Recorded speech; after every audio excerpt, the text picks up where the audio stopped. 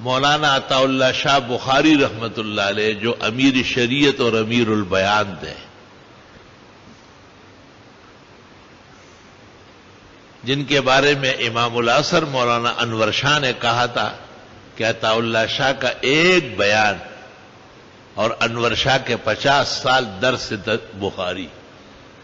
فرمایا عطا اللہ شاہ کے بیان میں جان زیادہ ہے، امت کو فائدہ بہت زیادہ ہو۔ ان سے ایک عدالت میں پوچھا گیا کہ آپ قادیانیوں کو اور مرزائیوں کو کافر کیوں کہتے ہیں؟ تو حضرت شاہ صاحب نے کہا کہ میرا تعلق علماء دیوبند سے ہے،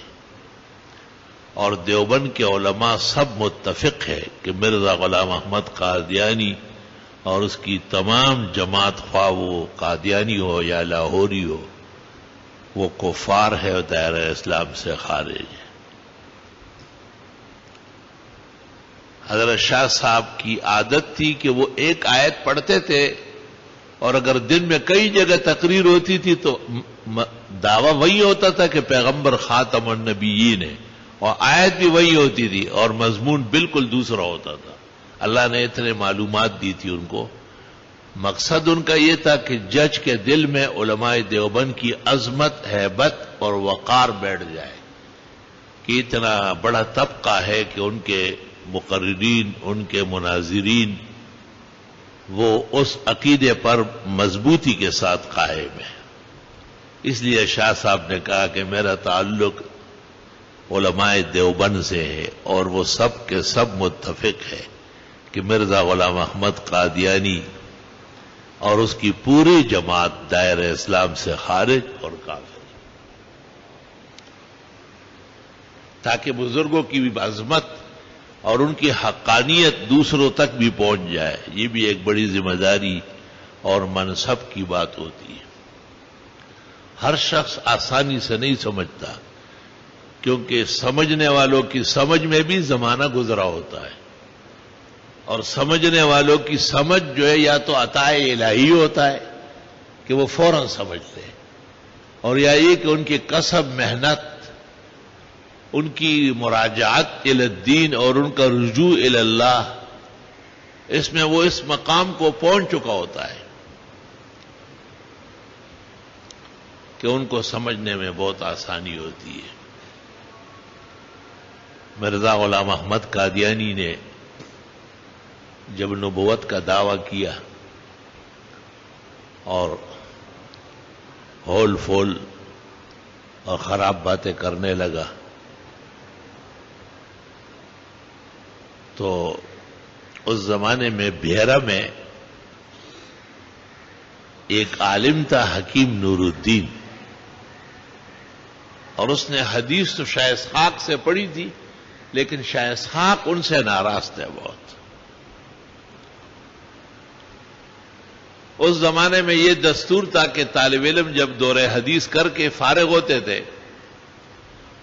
تو بس آخری سبق کے بعد طالب علم بستر باندھ چکے ہوتے، چلے جاتے۔ تو ہر طالب حدیث ختم ہونے اور دعا کے بعد اٹھ کے اور شاہ اسحاق کی خدمت میں آتا، تو حضرت ان سے کوئی بات کرتا کہ تو یہ خیال کر، یہ خیال کر۔ یہ تو اول اٹھ نہیں رہا تھا، اور لڑکوں نے کہا کہ اٹھ جاؤ نا، آخری دن ہے استاد سے ملنے کا۔ تو یہ بڑے بادل ناخواستہ اٹھا اور شاہ صاحب کے پاس آ کے بیٹھ گیا۔ حضرت شاہ صاحب نے بھی منہ موڑ لیا اس طرح۔ کچھ دیر بیٹھا رہا اور پھر یہ اٹھ کے چلا گیا۔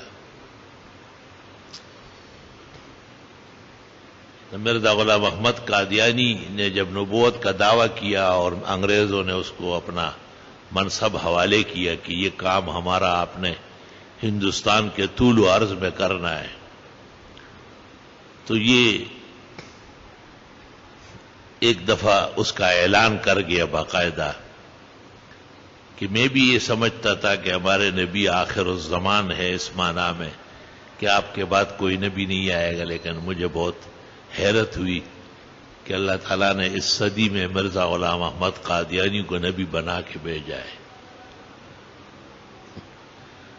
تو شاہ اسحاق کو پتہ چلا وہ زندہ تھے ابھی. ان سے بعض لوگوں نے کہا کہ یہ کیا وجہ تھی، یہ اٹھ نہیں رہا تھا اور آپ نے ان کی طرف دیکھا بھی نہیں، نہ کوئی نصیحت کی. تو آپ نے کہا ہر انسان جب علم مکمل کرتا ہے اس پر ایمان اور علم کا نور بڑھتا ہے، لیکن اس کو میں دیکھتا تھا کہ جیسے جیسے اسباق ختم ہو رہے تھے اس پر کفر کی سیاہی پھیل رہی تھی، اور آخری دن اس کا چہرہ بالکل جہنمیوں کا چہرہ تھا. تب جا کر کے اس نے مرزا غلام احمد قادیانی کا خلیفہ اول ہونے کا قباحت و غلاظت حاصل کی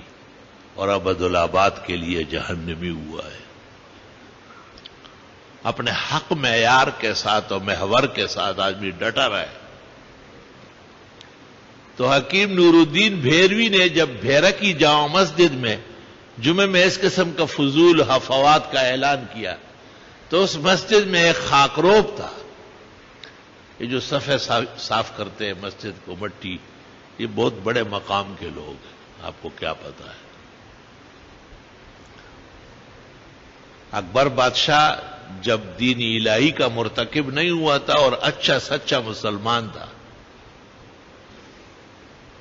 تو وہ اپنے وزیروں کو کہتا تھا کہ ٹائم دیکھو مسجد خالی ہے کیا. تو لوگ کہتے ہاں مولوی سب چلے گئے، طلباء بھی ادھر ہو گئے یا نمازی حضرات فجر پڑھ گئے. تو اکبر بادشاہ جلدی گھوڑے پر بیٹھ کے آتا اور جھاڑو، شاہی جھاڑو ساتھ لاتا اور محراب سے لے کے جوتوں تک جھاڑو دے کے بس پھر جھاڑ کے دعا کر کے روانہ ہو جاتا.